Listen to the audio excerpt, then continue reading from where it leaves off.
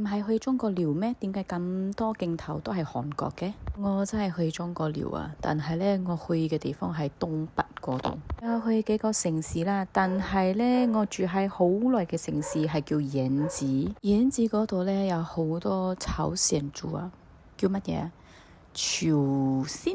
佢哋嘅咯係咪係愛跟中國嘅咯，同埋當地嘅朝鮮嘅咯？佢哋嘅嗰個咩店嘅牌子啊、路名啊，全部都係寫中文同埋叫咩草文啊，口吻同埋韓文都係一樣噶嘛，所以睇到好似去到韓國咁咯。我知道我愛去東北嘅時候係咪我特登揀呢個城市去嘅，所以可以感覺下好似去到中國同埋韓國嘅 feel 啦，真係好近朝鮮噶，都可以睇到噶。你可以去到一個地方叫土門先可以睇到朝鮮嘅。OK， 就係咁樣先。我呢下一次呢俾你哋睇我點樣 solo trip 行中國啦，行東北。